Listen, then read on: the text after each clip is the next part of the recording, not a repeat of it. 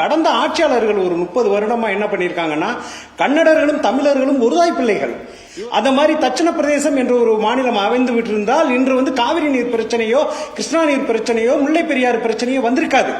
தமிழ் பேசினாவே அடிக்கக்கூடிய அளவுக்கு இன்றைய ஆட்சியாளர்கள் வந்து தள்ளிவிட்டார்கள். இது நீங்கள் சட்ட போராட்டம் நடத்தினால் இதில் தீர்வு காண முடியுமா என்பது வந்து தமிழ்நாட்டுக்கு எந்த அளவுக்கு சாதகமான சூழல் ஏற்படும் என்கிறது மில்லியன் டாலர் கேள்வி. ஏனென்றால் இங்கே தேசிய கட்சி கால் ஊன்ற முடியாமல் கையேந்தும் சூழல். வாகை குணசேகரன், உங்களுடைய மேலான பார்வை. வணக்கம் சார்.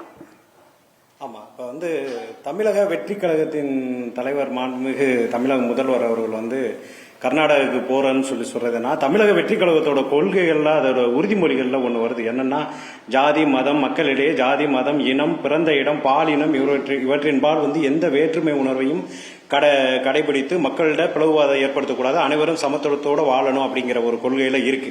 இப்ப அந்த கொள்கையின் அடிப்படையில பிறப்புக்கும் எல்லா உயிருக்கும் என்ற கொள்கையின் அடிப்படையில பார்க்கும்போது, தமிழ் புலவர் கலைதீன் யானையார் சொன்னது மாதிரி வடா தமிழர்களுடைய எல்லைய வடா அது பணிபடு இமயம் தெனா அது உருக்கெழு குமரி அப்படின்னு சொன்ன இதனால இப்ப தமிழர்களும் கன்னடர்களும் ஒன்றுதான் அப்படிங்கிற ஒரு மனநிலையில அவர்களோட சமத்துவம் பேணணும், சகோதரத்துவம் பேணணும்.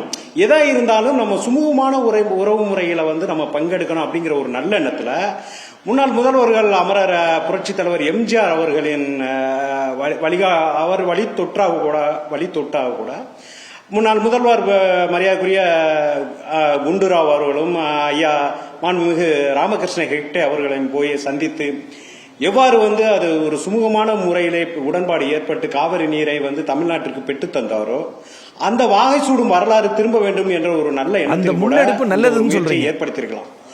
இருப்பினும் கடந்த அமரர் எம்ஜிஆர் காலத்துக்கு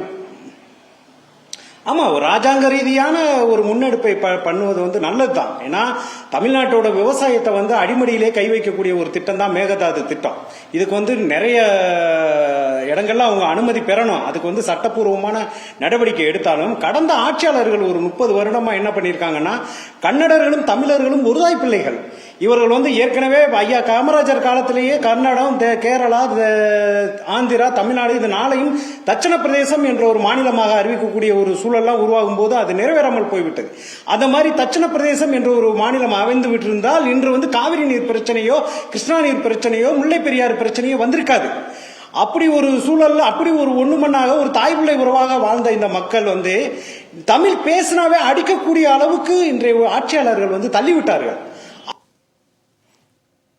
தமிழர்களும் கன்னடர்களும் வேறு யாரும் இல்லை, நம்ம அனைவரும் தாய் பிள்ளைகள். உங்களுக்கு தேவையான நீரை நீங்கள் எடுத்துக்கொள்ளுங்கள்.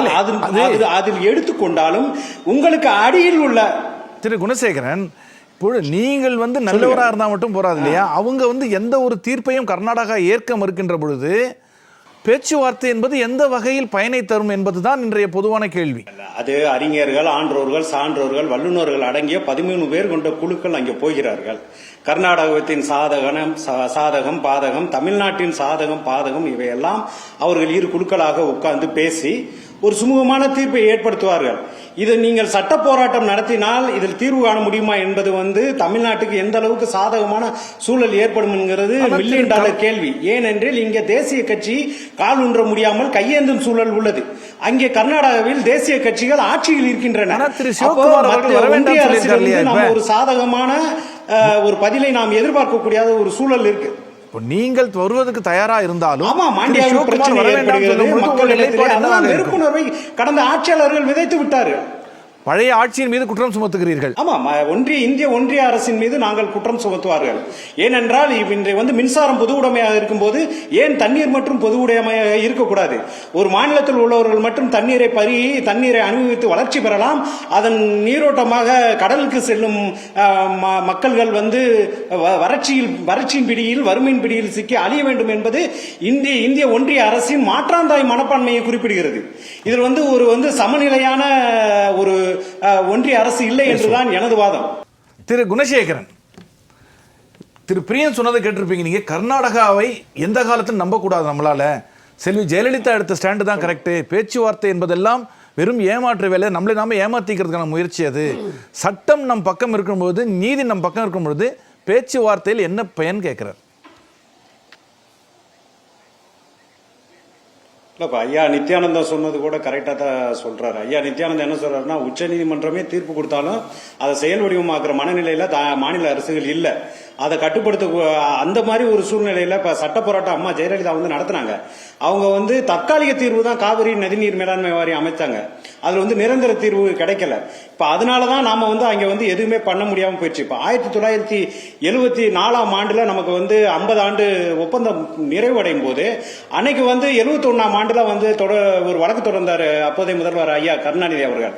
அதை வந்து அம்மா இந்திரா காந்தி வந்து வாபஸ் வாங்க சொல்லவும், அவரோட சுயநலனுக்காகவோ அல்லது ஏதோ ஒரு மக்கள் நலன் என்று சொல்லுவார், தம் மக்கள் நலன் ஒன்றை மட்டுமே மனதில் கொள்வார்ங்கிற பாடல் வரியா என்னன்னு தெரியல, அது உடனே வாபஸ் வாங்கிட்டாரு. சோ அதனால நம்ம தமிழகம் வந்து கிட்டத்தட்ட இதை வந்து ஒரு அரசியலாத்தை எல்லாருமே பாக்குறாங்களே தவிர இதுக்கு ஒரு தீர்வு காணணும் அப்படிங்கிற எண்ணம் இல்ல. ஆனா கர்நாடகாரவங்க தெளிவா இருக்காங்க. ஏன்னா அங்க 2018 எலெக்ஷன் வரப்போகுது. இந்த டயத்துல நாம வந்து மாண்புமிகு முதல்வர் தமிழக முதல்வர் விஜய் அவர்களோட நம்ம ஒரு அக்ரிமெண்டோ அல்லது ஒரு சுமூக உறவு இது பண்ணும்போது நமக்கு அது நெகட்டிவா மாறிடுங்கிற ஒரு அரசியல் சூழலை கருத்தில் கொண்டு கூட ஐயா டி.கே. சிவகுமார் அவர்கள் வந்து மாண்புமிகு முதல்வர் அவர்கள் வந்து இந்த முடிவை கூட எடுத்திருக்கலாம்.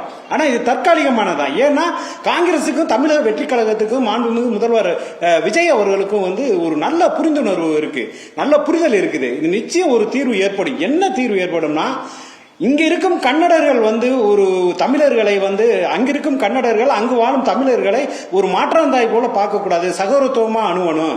அதே மாதிரி இங்க இருக்கும் கன்னடர்களையும் நாம் அரவணைக்க வேண்டும் என்ற ஒரு நல்ல எண்ணத்திற்காக முன்பு ஒரு காலத்துல ஒரு லாரி டிரைவர் வந்து கர்நாடகாவுக்குள்ள போயிட்டு வந்துட முடியாது. இந்த மாதிரி காவிரி பிரச்சனை வரும்போது எத்தனை பேரை பனியனோட ஜட்டியோட நிக்க வச்சிருக்காங்கிறதெல்லாம் மில்லியன் ஒரு கண்ணீர் வரக்கூடிய ஒரு காட்சியா இருந்துச்சு.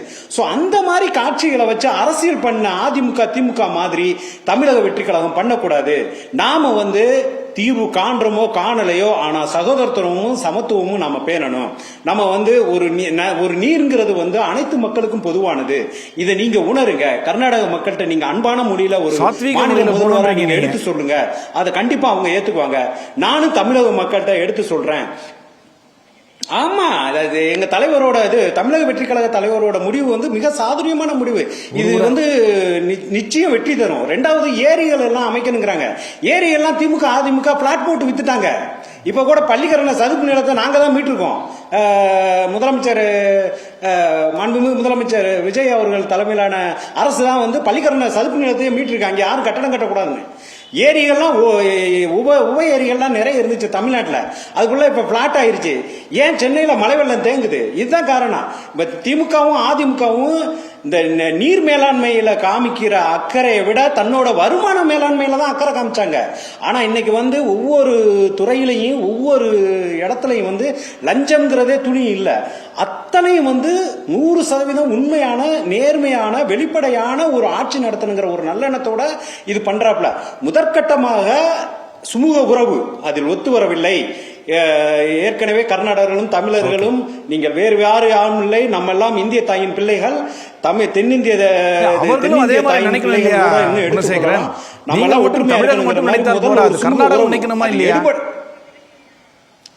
இல்ல. அது இல்ல, எதுக்கு நான் கேக்குறேன்னா, ஒரு ஆக்ஷன் ஹீரோனுடைய ஆட்சி இது.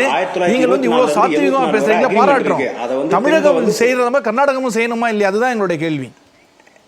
புரிகின்ற மொழியில பேசணும், அவ்வளவுதான். இல்ல, எதிர்பார்ப்போம். எல்லாம் நம்ம உறவுகள் தானே. கண்டிப்பா இப்ப இங்க இப்போ ஒண்ணு இல்ல. நீங்க 91 96ல புரட்சி தலைவர் அம்மா அவர்கள் வந்து காவிரியில தண்ணி கிடைக்கல என்ற உடனே உண்ணாவிரதம் இருந்துட்டாங்க. அவங்க உண்ணாவிரதம் இருந்தாங்க. ஆனா இங்க கர்நாடகாவில் இருந்த தமிழர்கள் எத்தனை பேர் இறந்தாங்க தெரியுங்களா? இவர் ஒரு சாத்வீகம் ஒரு விஷயத்தை அணுகும் போது அதுல சாம வேத தான தண்டம் அனைத்தையும் அறிந்து அணுக வேண்டும் என்பது தமிழக வெற்றி கழக தலைவர் மாண்புமிகு சி. ஜோசப் விஜய் அவர்களின் ஒரு முன்னேற்பாடு. இத வந்து முறையா பண்றாரு. நான் வந்து எனக்கிட்ட கேட்க உரிமை இருக்கு. ஏன்னா குடகுமலையில உற்பத்தி ஆகிற நீர் வந்து மொழிவாரி மாநிலம் பிரிக்கப்படுறதுக்கு முன்னாடி எந்த பிரச்சனையும் இல்லாம வந்துகிட்டு இருந்துச்சு. மொழிவாரி மாநிலம் பிரிச்சு நம்மளோட அக்ரிமெண்ட் கேன்சல் ஆன பின்னாடி தான் இந்த பிரச்சனை. நம்ம திரும்ப வாகை சூடும் வரலாறுங்கிற மாதிரி திரும்ப பழைய காலத்துக்கு போவோம், உறவுகளை பாராட்டுவோம், பேணுவோம். உங்களுக்கு தேவையானதை நீங்க எடுத்துக்கங்க, எங்களுக்கு அதுல பார்த்து கொஞ்சம் கொடுங்க அப்படிங்கிறது ஒரு ரிக்வெஸ்டேஷன் கொடுக்கிறது ஒண்ணு தவறு கிடையாது. ஓகே குணசேகரன், திரு குணசேகரன், உங்களுடைய இறுதியாக இந்த பிரச்சனைக்கு தீர்வுதான் என்ன?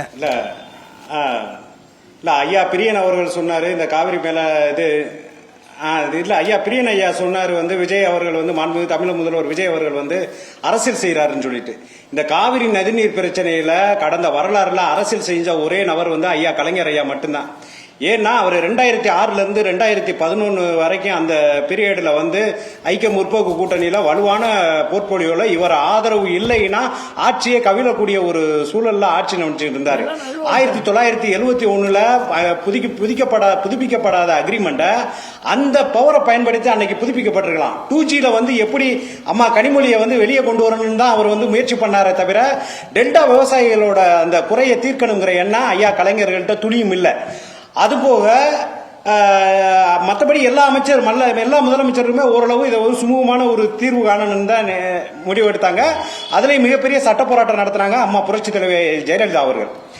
அடுத்ததாக இன்னைக்கு வந்து சந்திக்கணுங்கிறது எப்படின்னா தீர்வு காண்றதுக்கு தான் சந்திக்கிறாங்களே தவிர கலைஞர் இருக்கும்போது 89ல கொண்டு வந்தாரு நடுவர் மன்றம்.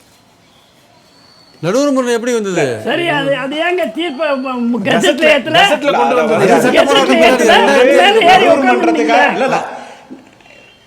அப்படி கலைஞரே நடுவர் மன்றத்துக்கு நடுவர் மன்றத்துக்கு முயற்சி செஞ்சது